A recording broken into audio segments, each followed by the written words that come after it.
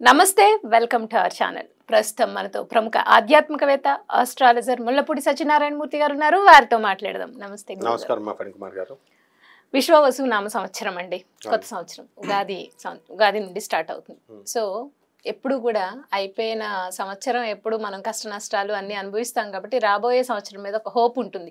ఈ సంవత్సరం ఎలా ఉంటుందో అన్న క్యూరియాసిటీ ఉంటుంది ప్రతి ఒక్కళ్ళకి.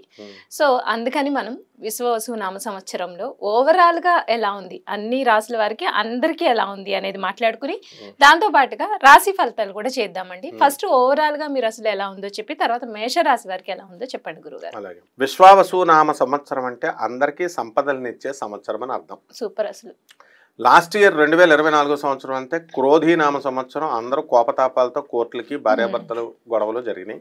వాళ్ళందరూ ఇప్పుడు రీకన్సిలేషన్కి వచ్చేసి ఈ సంవత్సరంలో 50% ఆఫ్ ద పీపుల్, దంపతులు, కపుల్స్ వీళ్ళంతా కూడా కలిసిపోతారు. 50% ఆఫ్ ద సివిల్ కేసెస్ ఇవన్నీ కూడా ఎవరి పొలాలు వాళ్ళకి వచ్చేయడం, హాస్టల్ కోర్టులో కేసెస్ అయిపోవడం జరుగుతుంది. ఈ సంవత్సరం రాజు సూర్యుడు, మంత్రి చంద్రుడు. కాబట్టి ఇంకేం కావాలి మనకి? రాజు కరుణామయుడై ఉంటాడు. అంటే రవి ఇప్పుడు కూడా స్ట్రిక్ట్ గా ఉంటాడు కానీ లోపల చాలా కరుణ ఉంటుంది. అందువల్లనే ఆ సూర్యనారాయణమూర్తి సింహరాశి వాళ్ళు, వీళ్ళకి ఏంటంటే వాళ్ళని ఎదురించకూడదు మనం. అందువలన ఈ యొక్క సంవత్సరంలో మనము ఎలా ఉంటుంది అంటే రాజు మంచివాడై ఉన్నాడు, మంత్రి చంద్రుడై ఉన్నాడు కాబట్టి, మళ్ళీ సైన్యాధ్యక్షుడు రవి అయి ఉన్నాడు కాబట్టి మనం ఈ సంవత్సరం బ్రహ్మాండంగా ఉంటుంది. భూకంపాలు ఉండవు, అస్సలు ఉండవు. ఏదో చిన్నది ఏ మూలనో ఎప్పుడో వస్తాయి కానీ మేజర్ గా ఉండవు. వర్షాకాలం మనకు రాబోతుంది, పుష్కలమైన వర్షాలు వస్తాయి. ఎందువల్లంటే ఏమండి రవి గట్టిగా ఉన్నాడండి అందుకని రావేమో అండి అనుకుంటారు, కాదు. నెక్స్ట్ ఈ కోర్టు లావాదేవీలు కలిసిపోతారు. విద్యార్థులు తెగ చదువుతారు. విదేశాలకు వెళ్ళేటటువంటి వాళ్ళ సంఖ్య ట్రంప్ వచ్చాడని తగ్గుతుంది అనుకుంటున్నారు కదా, ఏమీ తగ్గదు, పెరుగుతుంది. ఇంకా వీసాలు కూడా వస్తాయి. విదేశ వలసలు ఎక్కువ జరుగుతాయి. అండ్ చేపల రొయ్యల చెరువులు బాగా పెడతారు జనం. ఇంతకుముందు చేపలు టపీ టపీమని చచ్చిపోయే రొయ్యలు, ఇప్పుడు అలాంటివి ఉండవు. నెక్స్ట్ రైతులు బ్రహ్మాండమైనటువంటి పంట చేస్తారు, కాస్ట్లీ గ్యాడ్జెట్స్ కొంటారు, ఖరీదైన వస్తువులు ఇళ్లల్లో. అయితే వైవాహిక జీవితాల దగ్గరికి వచ్చేసరికి దాంపత్యం మీద ప్రతి ఒక్కళ్ళు కూడా అసలు ఇది కలియుగం అంటే కామయుగం. ఎక్కువ రొమాన్స్ చేయాలి కానీ ఈ సంవత్సరం దంపతులంతా కూడా కెరీర్ మీద, ఉద్యోగాల మీద దృష్టి పెడతారు. దాంపత్యం తగ్గిపోతుంది. అందువలన సంతానోత్పత్తి తగ్గిపోతుంది ఈ సంవత్సరం, పిల్లల సంతానం మీద అంతా కూడా. అలాగే వృత్తి మీద ఎక్కువ కాన్సన్ట్రేషన్ చేస్తారు. రాజకీయ నాయకులకి కొత్త కొత్త పోస్టులు వస్తాయి, కొత్త కొత్త పార్టీలు పుడతాయి. అలాగే ఇప్పుడు సినీ ప్రముఖులు ఉన్నారు కదా, వీళ్ళంతా కూడా మంచి పేరు తెచ్చుకుంటారు. కొన్ని సినిమాలు హిట్ అవుతాయి, మీడియా రంగంలో అద్భుతాలు సృష్టిస్తారు. అండ్ Y2K వచ్చేసింది, ఇప్పుడు డీక్సీక్ ఇలాంటి సాఫ్ట్వేర్లు వచ్చేసినాయి. అందువలన మనకి ఫ్రీగా మనకి ఈ యొక్క ఆర్టిఫిషియల్ ఇంటెలిజెన్స్ లో మనం అద్భుతాలు సృష్టిస్తాం. అంటే ఫ్రీగా యాప్స్ రాగానే చూస్తారు. ఇంతకుముందు మనం మినిమం సబ్స్క్రిప్షన్స్ పెట్టి చూడాలి. ఈ విధంగా మనకి అన్ని వర్గాల ప్రజలకి కూడా, ముఖ్యంగా లేబర్, కష్టాన్ని నమ్ముకున్నటువంటి వాళ్ళకి వాళ్ళ దానికి తగ్గట్టుగా సంపద వస్తుంది, ఫలితం వస్తుంది. అండ్ యాంకర్లు, సినిమా హీరోయిన్ లాగా వాళ్ళ యొక్క చార్మ్ పెరుగుతుంది. అండ్ ఈ సంవత్సరం అంతా కూడా డామినేషన్ అన్నమాట. అంటే ఎవరి వృత్తుల్లో వాళ్ళ డామినేషన్. అలాగే ఫ్యామిలీలో లేడీ డామినేషన్ ఎక్కువ అవుతుంది. మంత్రిత్వం చేస్తారు భార్యలు. ఇంతకుముందు పాపం భర్తలను ఎలా కంట్రోల్ చేసుకోవాలో తెలియక వాళ్ళు మామూలుగా డైరెక్ట్ అడుగుతారు. ఇప్పుడు ఏమంటారు? ఇప్పుడు చూడండి, ఇంతకుముందు ఎగ్జాంపుల్ చెప్తాను. ఒక పెళ్లి సంబంధం బాగాలేదనుకోండి, నచ్చలేదు, కట్నం అవతల తక్కువ ఇస్తున్నాడు. అందుకని వీళ్ళు ఏం చెప్తారు తెలుసా? డైరెక్ట్ ఏమండి మీరు కట్నం తక్కువ ఇస్తున్నారు, అందుకు మీ సంబంధం మాకు వద్దు అని చెప్పరు. ఏమండి ఫలానా జ్యోతిష్కుడు చెప్పాడండి, మా జ్యోతిష్కుడు వద్దని అన్నారండి, కలవలేదండి అని ఎలా తోసేస్తారో. ఇది వరకు సినిమాకి తీసుకెళ్ళు, నగల కొను, చీరలు కొను అని అడిగేవారు పాపం ఆడవాళ్ళు. ఇప్పుడు అట్లా అడగరు అన్నమాట. ఇప్పుడు ధనత్రయోదశి వచ్చింది, నువ్వు బంగారం కొనిపెట్టాలా, కుబేర ఇది కొంటే నువ్వు కోటీశ్వరుడు అవుతావు, లేదా నీ ఉద్యోగం ఊడిపోతుంది అని ఒక సింపుల్ గా మంత్రిత్వం. చంద్రుడు కదా, చెప్పగానే వీడికి నిజంగానే సాఫ్ట్వేర్ రిసెషన్ లో ఉంది, ఎక్కడ ఉద్యోగం ఊడిపోతుందో అని చెప్పి భయం వేసి వీడు కొంటాడు. అలాగే చీరలు, ఒక కొత్త పండగను సృష్టిస్తారు అవసరమైతే. ఆ పండగతో గురువు గారు, విశ్వవసునామ సంవత్సర ఫలితాల్లో భాగంగా సింహరాశి వారికి ఎలా ఉందో చెప్తారా? ఉగాది ఈ 2025 సంవత్సరం నుండి మళ్ళీ వచ్చే ఉగాది 2026 వరకు సింహరాశి వారికి అందరికీ కూడా గురుడు మనకి కర్కాటక రాశి సంచారము అక్టోబర్ ఆ నెలల్లో చేస్తారు. అంతకు ముందంతా కూడా మిథునంలో ఉన్నప్పుడు వీళ్ళకి చాలా బాగుంటుంది. అంటే first part of the year August వరకు కూడా చాలా బ్రహ్మాండంగా ఈ సింహరాశి వారికి గురుబలం వల్ల వీళ్ళకి వృత్తి, వ్యాపార, ఉద్యోగ విషయాల్లో లాభాలు ఉంటాయి. ఆల్రెడీ జాబులు చేస్తున్నటువంటి వాళ్ళకి రిసెషన్ పీరియడ్ అయినా సరే జాబులు పోవడానికి అవకాశాలు లేవు.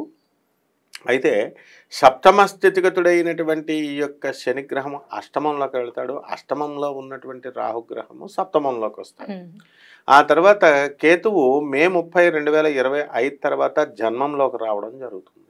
ఈ గ్రహస్థితి కారణంగా సింహరాశి వారికి జీవిత భాగస్వాములతో, వ్యాపార భాగస్వాములతో వీళ్ళు ఏం చేస్తారంటే వితండ వాదాలు చేస్తారు. ఏమీ పని లేకుండా సరదాగా స్టార్ట్ అయినటువంటి డిస్కషన్స్ ఒక గొడవల్లాగా తయారవడానికి అవకాశాలు ఉంటాయి. కాబట్టి వితండ వాదాలు వీళ్ళు చేసుకోకూడదు.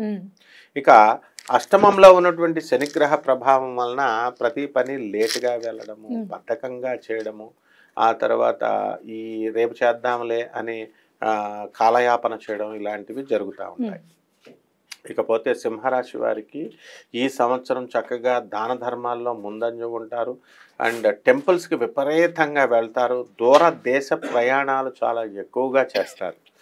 ఇకపోతే ఈ యొక్క సింహరాశి వారికి లాభంలో గురుడు ఉండడం కారణంగా ఆగస్టు లోపల కొంతమందికి వివాహాలు కానటువంటి వాళ్ళకి వివాహాలు అవడానికి అవకాశాలు ఉన్నాయి. సంతానం లేనటువంటి వాళ్ళకు కూడా సంతానాలు కలగడానికి అవకాశాలు ఉంటాయి. సింహరాశి వారికి వాళ్ళ ఆఫీసుల్లో ఆఫీసర్ల యొక్క హెరాస్మెంట్ అనేటటువంటిది అక్టోబర్ నెలలో జరుగుతూ ఉంటుంది 2025లో. కాబట్టి ఆ టైంలో వీళ్ళు గట్టిగా నిలబడి వాళ్ళని పట్టించుకోకుండా వీళ్ళ పని వీళ్ళు చేసుకుంటే ఏ గొడవ ఉండరు. అలాగే సబార్డినేట్స్ రెస్పెక్టు, అలాగే కొలీగ్స్ యొక్క కోఆపరేషన్ అనేటటువంటిది పుష్కలంగా వీళ్ళకి సంవత్సరం అంతా కూడా వీళ్ళకి లభించడం అనేటటువంటిది జరుగుతుంది. బట్టల వ్యాపారము, చీరల వ్యాపారము, తర్వాత ఈ హోల్సేల్ అండ్ రిటైల్, అలాగే ఈ యొక్క ఎలక్ట్రానిక్స్ జోలికి వెళ్ళకూడదు వీళ్ళు సింహరాశి వాళ్ళు. అలాగే ఇనుము సంబంధమైన వ్యాపారము, ఆయిల్ సంబంధమైన వ్యాపారము, రెస్టారెంట్లు, పబ్స్, ఇలా ఇటువంటి వ్యాపారాలన్నీ కూడా బ్రహ్మాండంగా పనిచేస్తాయి. ఇనుప బిజినెస్లో కూడా వీళ్ళకి కలిసి రావడం అనేటటువంటివి జరుగుతాయి. ఎక్స్పోర్ట్స్ ఇంపోర్ట్స్ బిజినెస్లో ముందుకు వెళతారు. షేర్స్ బిజినెస్ల్లో వీళ్ళు లాభాలు వస్తున్నప్పటికీ కూడా వీళ్ళు ఎట్టి పరిస్థితుల్లో ఆడడానికి ప్రయత్నించకూడదు. అలా ఆడినట్లయితే దెబ్బ తినేటటువంటి అవకాశాలు ఉన్నాయి. దొంగ యాప్లతో దొంగోళ్ళు రెడీగా ఉన్నారు డబ్బులు వెళ్ళిపోవడానికి. సో మనం ఎంత కఠినంగా చెప్పినప్పటికీ కూడా మనం ఈ యొక్క సింహరాశి వాళ్ళు మళ్ళీ ఆడతారు, మళ్ళీ పోగొట్టుకున్నాయని మనకు ఫోన్లు వస్తాయి అన్నమాట. కాబట్టి ఈ విధంగా ఈ యొక్క సింహరాశి వారికి ఏంటంటే చుట్టూ ఉన్నటువంటి వాళ్ళ యొక్క దూరపు బంధువుల యొక్క మరణ వార్తలు అవనియండి, లేకపోతే ఈ దూరపు స్నేహితుల యొక్క మరణ వార్తలు వీళ్ళ మనసును కొంచెం బాధ పెట్టడం అనేటటువంటిది జరుగుతాయి. ఇక పిల్లలు, అసలు సింహరాశి వారి పిల్లలు అస్సలు చెప్పిన మాట వినరు. అందువలన వాళ్ళకి కాస్త పిల్లల గురించి మనశ్శాంతి లోపం అనేటటువంటిది జరుగుతాయి. ఇక సింహరాశి వాళ్ళు వాళ్ళ అత్తగారుల్ని, ఆడబిడుచుల్ని, బంధువర్గాలను అందరినీ కూడా మహిళలంతా కూడా బ్రహ్మాండంగా చూసుకుంటారు. దానికి సంబంధించి భర్త నుంచి సహకారం అనేటటువంటిది తక్కువగా ఉంటుంది.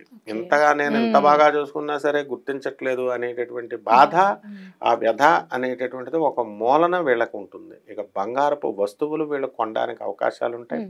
వీళ్ళ జీతభత్యాలతో భర్తకు కూడా సహాయం చేస్తూ వీళ్ళు భర్తకు కూడా కొనిపెట్టడం అనేటటువంటివి చేస్తారు. అంతేకాదు అనాథ పిల్లలకి, పేదవాళ్ళకి కూడా వీళ్ళు సహాయాలు చేయడం అనేటటువంటిది ఈ సింహరాశి వాళ్ళు చేస్తారు. అలాగే ఇళ్ళు లేనటువంటి వాళ్ళు ఇల్లు కొంటారు, స్థలాలు లేనటువంటి వాళ్ళు స్థలాలు కొంటారు, అద్దెళ్లలో ఉన్నటువంటి వాళ్ళు పెద్దళ్లలో, మిద్దెళ్లలో చేరడానికి అవకాశాలు ఉంటాయి. ఈ విధంగా మనశ్శాంతి అనేటటువంటి స్త్రీలకు మాత్రం కొంచెం తక్కువగా ఈ యొక్క సింహరాశిలో ఉండడం జరుగుతుంది. రైట్ అండి. అయితే విశ్వవసునామ సంవత్సరం పూర్తి సంవత్సరం అంతా వాళ్ళకి కలిసి రావాలి అంటే సింహరాశి వారు పాటించాల్సిన పరిహారాలు ఏంటి, అలాగే వారికి కలిసి వచ్చే అదృష్ట సంఖ్య, కలిసి వచ్చే రంగు, కలిసి వచ్చే రోజు ఏ మంత్రం పాటించాలి? సాంప్రదాయబద్ధంగా ఉన్నటువంటి జ్యోతిష శాస్త్రం ప్రకారం పరిహారాల ప్రకారము ఈ సింహరాశి వారికి మనము శని జపం చేసుకోవాలా, శని స్తోత్రాలు చదువుకోవాలా, శనికి కిలోంపావు నల్ల నువ్వులు నల్లని వస్త్రాన్ని ఇచ్చి పేద బ్రాహ్మణులు శనివారం నాడు ఉదయం 8 గంటలకి దానం చేయాలి. అలాగే రాహు జపం చేసుకోవాలా, రాహు స్తోత్రాలు చదువుకోవాలా, రాహుకి కిలోంపావు మినుములని ఆవుపేడ రంగు ఉన్నటువంటి వస్త్రాలను ఇచ్చి పేద బ్రాహ్మణులకి శనివారం నాడు 8:05 దానం చేసుకోవాలి. బాగుంది. తంత్ర జ్యోతిష ప్రకారము మనకి ఈ యొక్క సింహరాశి వారికి మనకి తిప్ప తీగ అని కొనబడుతుంది. తిప్ప తీగను కొంచెం తీగను కట్ చేసుకోవాలా, మర్రి చెట్టు ఓడలు ఉంటాయి వాటిని కట్ చేసుకొని, రావి విత్తనాలు ఉంటాయి, రావి కాయలు, ఈ మూడిట్లని ఆ భగవంతుడు త్రిమూర్తుల పూజ మనం శనివారం నాడు ఒకరోజు చేసుకోవాలి. వీళ్ళు త్రినాథ వ్రతము లేదా త్రిమూర్తుల వ్రతం అని ఉంటుంది.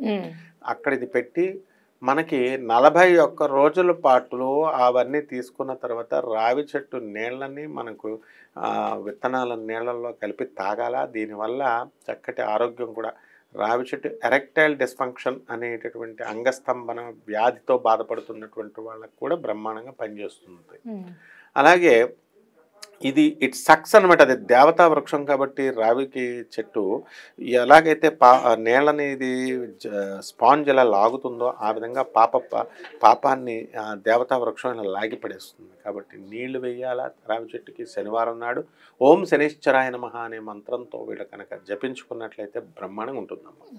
అండ్ లక్కీ రంగు ఏమిటంటే ఈ యొక్క రాశి వారికి, ఈ సింహరాశి వారికి 1 lucky colour orange colour, lucky వారము ఆదివారము, లక్కీ దేవత సూర్యనారాయణమూర్తి.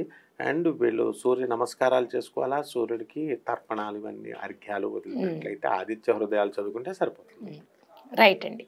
అయితే విశ్వవసునామ సంవత్సరం సింహరాశి వారికి ఓవరాల్గా ఎలా ఉంటుంది, అలాగే వాళ్ళకి కలిసి వచ్చే రంగు, అదృష్ట సంఖ్య, వారు పాటించాల్సిన పరిహారాల గురించి చాలా చక్కగా వివరించారు గురుగారు. ధన్యవాదాలండి. ధన్యవాదాలమ్మా.